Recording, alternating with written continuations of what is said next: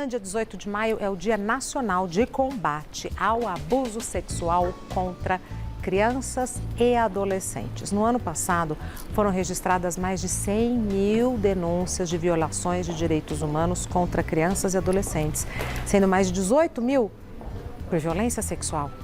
Quase 90% dos casos são cometidos por pessoas conhecidas ou familiares próprios e até os próprios pais. Eu vou conversar com a Bianca, que foi abusada na infância, conseguiu superar e hoje ajuda outras mulheres, e com a nossa já conhecida e querida advogada, a doutora Sandra Daniotti, que vai nos orientar em casos de abuso contra crianças e adolescentes. Sejam muito bem-vindas, prazer em conhecê-la, obrigada por ter vindo, bonequinha. Muito obrigada. Ai, que mãozinha gelada.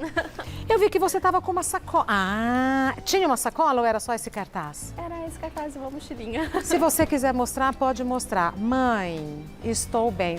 Oi, doutora Sandra, nem dei Boa oi. tarde, Regina. Só de olhar já me dá um nó na garganta. Eita, me conta, você criou...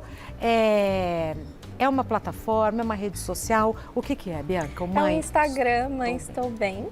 Ele ajuda hoje mulheres a viajarem sozinhas, não só mulheres, como homens e famílias inteiras. Eu escrevo roteiros mais seguros para essas pessoas viajarem sozinhas e coloco a minha história também à disposição a elas, para elas entenderem o porquê que eu faço isso hoje, né? Você quer falar por que você faz isso hoje? Sim. Aos 8 anos de idade, infelizmente, eu passei por abuso sexual.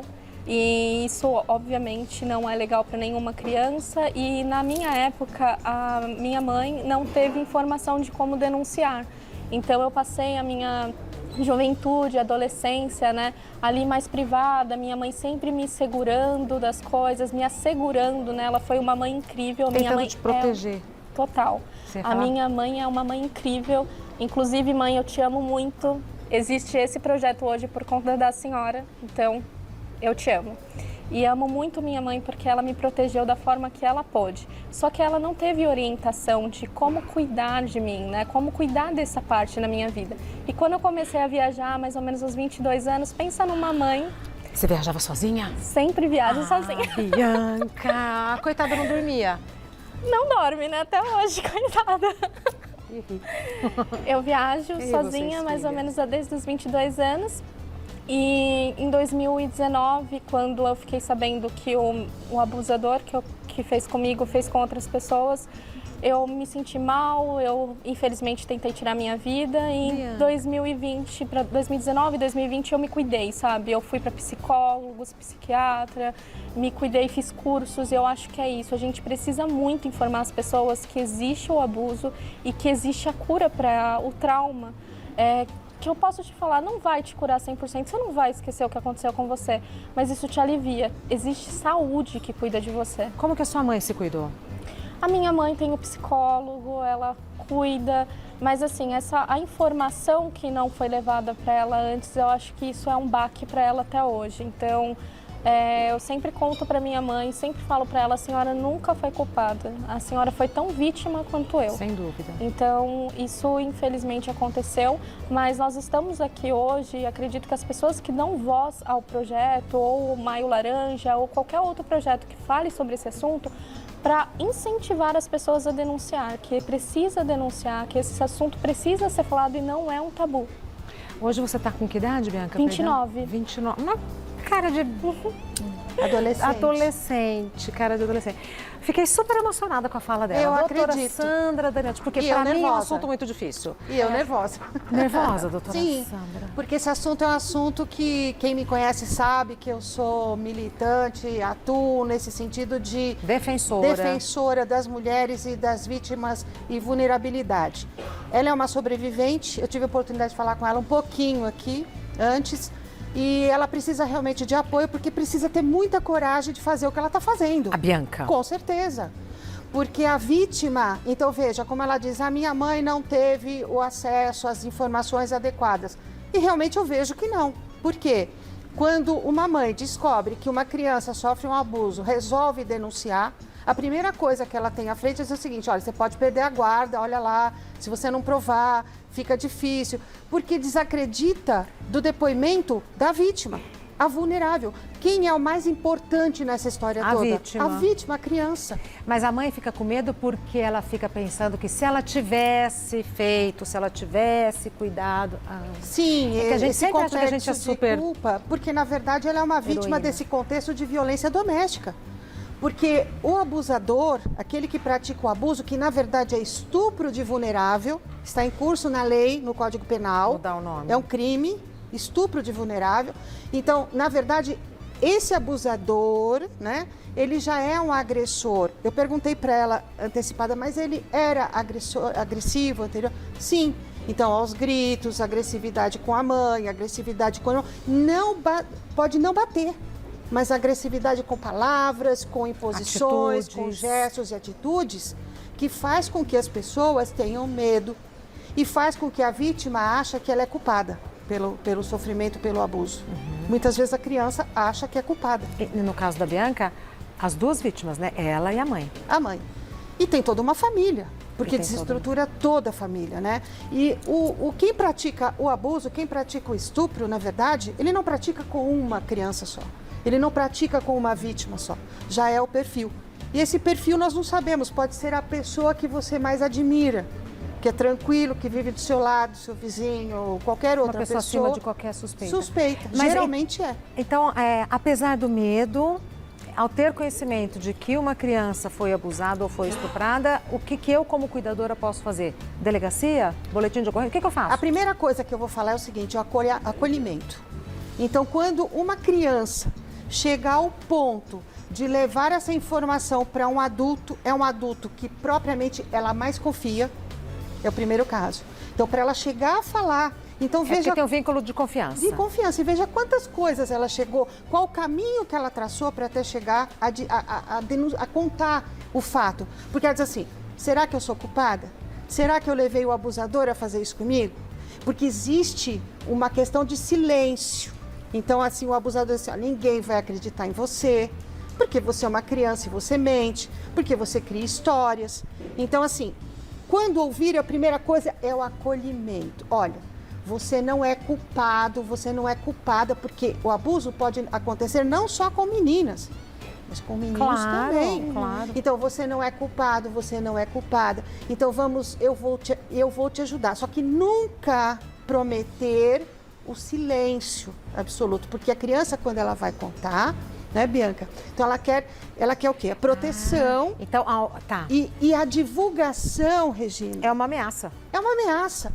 Ameaça de sofrer uma situação do próprio abusador, que diz, ó, se você contar, eu vou matar sua mãe, eu vou fazer isso, eu vou deixar de pagar pensão. Então, ao ouvir a história, não prometa que não vai falar para ninguém, porque você vai ter que tomar providências, inclusive judiciais, jurídicas, né, em órgãos competentes para proteger, porque nós temos o Estatuto da Criança e Adolescente, que diz a coisa mais principal dessa história é a criança. Claro. Então, primeiro passo, acolher. Segundo, acreditar, não desacreditar daquele depoimento. Então, vamos ver o que nós vamos fazer. Epa, levantou a antena, tem coisa errada. Então, vamos procurar o quê?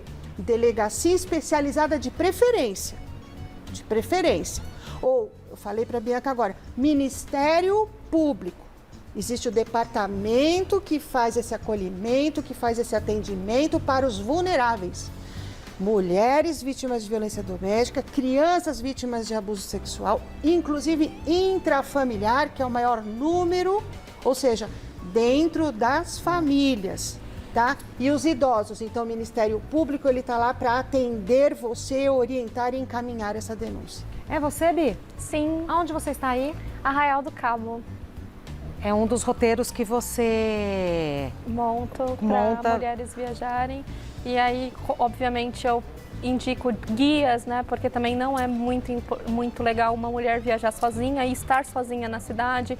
Ela pode conhecer alguns lugares sozinhas, mas trilhas eu prefiro indicar um guia de confiança. Eu viajo muito sozinha e eu tenho para mim, as pessoas podem não concordar, que mulher sozinha em qualquer lugar do mundo. Então eu evito, por exemplo, sair para jantar. Se eu saio para jantar, eu evito beber. Sabe, a gente não tem paz, a gente não tem sossego. Sua vida. Né? A gente não tem paz, a gente tem que olhar todos os movimentos ao nosso redor, quem é que vai entregar o copo até de suco para você? Exatamente. Bi, que bom que você compartilha essas orientações. Manusear dinheiro, ou você está viajando fora do país, manusear passaporte, né? A gente tem que... É um cuidado redobrado, né? Total, e é um cuidado que eu tento passar todas as experiências possíveis das minhas viagens, através de stories, através de fotos, legal, nas legendas, justamente para passar isso, principalmente com uma mãe, com uma criança, às vezes está sozinha, então acaba sendo vulnerável. E aí a gente quer trazer essa segurança para essa mãe também. E essa liberdade dela poder viajar. Viajava tanto com a Rafaela pequenininha. E me diga uma coisa, no Brasil, que lugar que você acha que é um lugar seguro para quem falou, ai, que boa dica, quero viajar, um roteiro que te ocorre agora? Olha, Curitiba, Salvador, Bahia, mês que vem eu tô na Bahia de novo, é um lugar encantador, é um lugar seguro para mulher ir também. Fortaleza em si, Ceará, Jeri. Muito gostoso. E você já compartilhou algum roteiro fora do país? Já, Patagônia, Argentina, Chilena, Ushuaia, é um lugar mágico.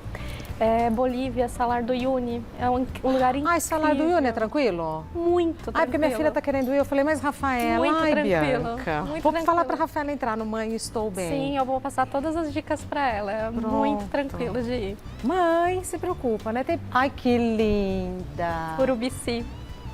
Que linda, Bi. A Bianca é influencer e analista de TI, né? Sim. E você faz todas essas imagens sozinha? Eu peço ajudas para as pessoas que estão, né, ao meu redor, porque às vezes eu viajo sozinha. Mas é quem está lá. Eu tenho que pedir para alguém me ajudar. Aí eu sempre peço. Sobrevivente.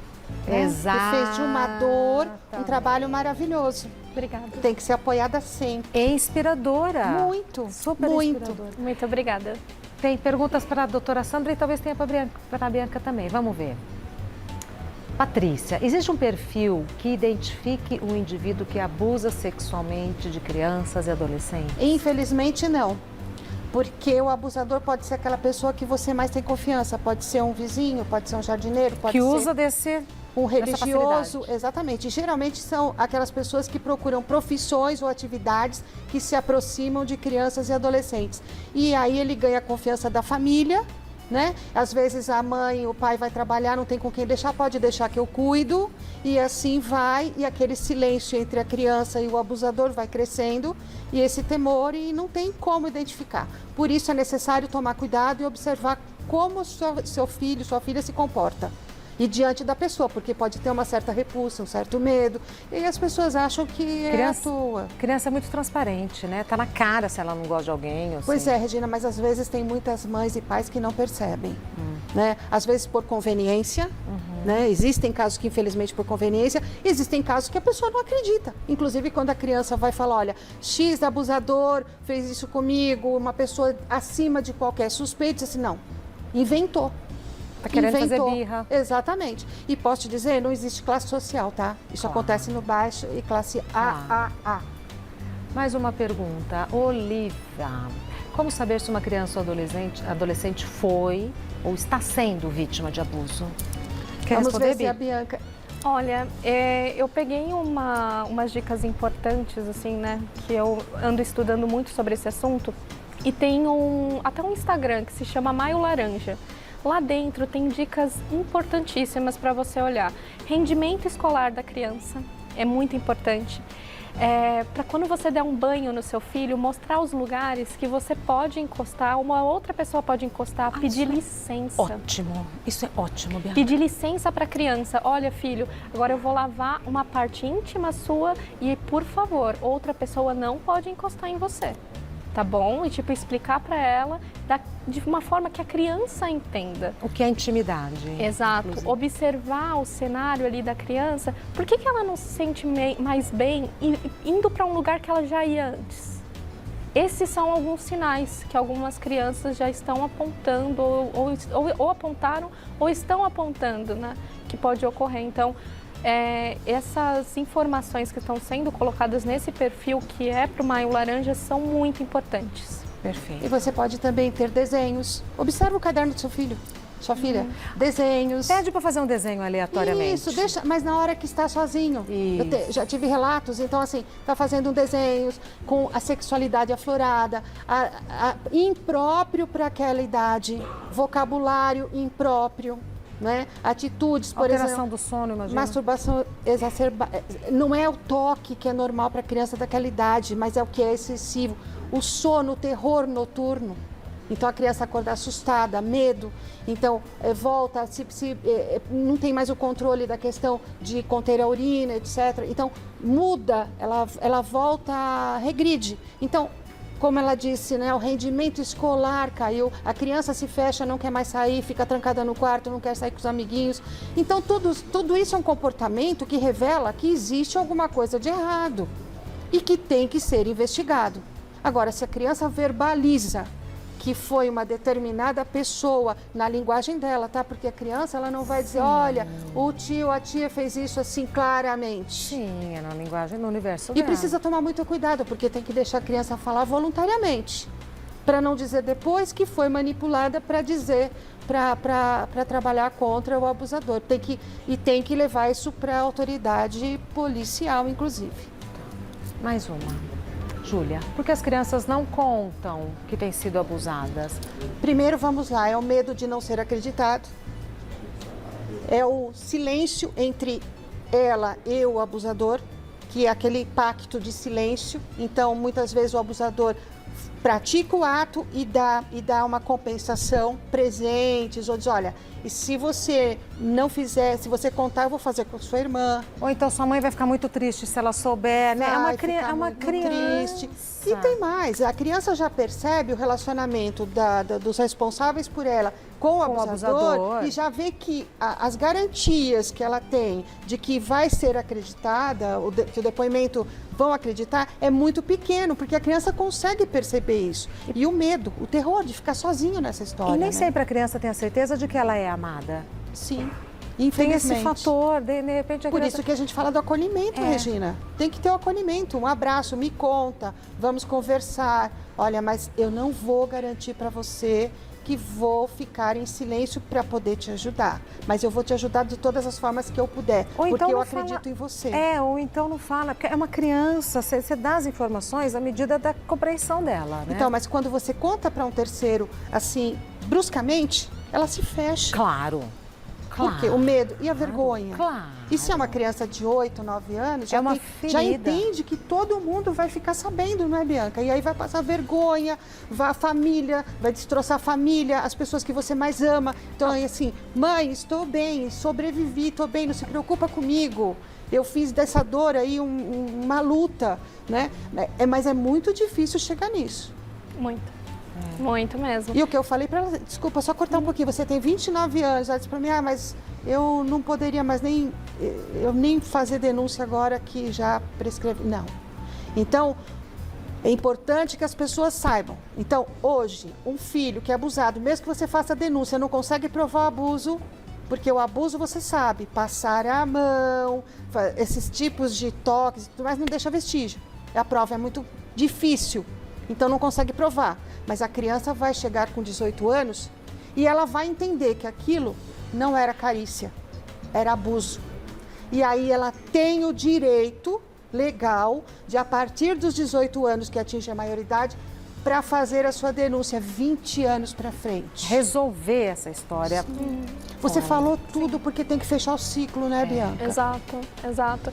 E voltando um pouco ao lado da criança, a criança que ela não é orientada do que é certo, do que é errado, ela não vai contar. Ela não vai contar. Então, pais, mães, familiares, quem puder, conte para os seus filhos o que é certo e errado.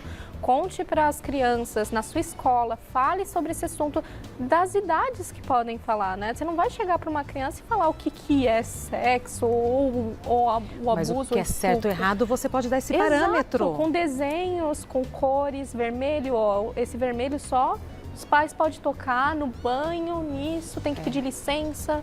Tem que ter esse tipo de informação. De orientação, né? De intimidade. E é criança, né? É criança. E no caso do abuso, eu imagino que assim, ser tratado como uma ferida. É uma ferida, você não pode... É com delicadeza. A Bianca estava falando agora, eu fico olhando, para mim você é uma criança. Para mim também. Então, assim, eu fico pensando, ela tem que ser tratada para o resto da vida. Graças a Deus ela transformou isso num trabalho. E quantos não chegam? Estão lá mobilizados, né? Ou acabaram com a própria vida. Então é muito grave. Foi o que a Bianca falou. Porque a relação socioafetiva é destruída a partir do momento em que a criança sofre, houve essa quebra de confiança e sofre esse abuso. Ela é uma sobrevivente. Existem sobreviventes, mas depende muito da gente, de acreditar. Exato. Vocês falaram sobre o suicídio, até a dor, né? Essa dor dessa pessoa vai acabar onde? E estendam o braço, sabe, para quem passou por isso, porque essa dor, gente, é uma dor que é tratada. Falar que ela vai ser curada 100%, eu não posso te garantir, mas você tem como cuidar dela. Médico, psicólogos, precisa ser tratado.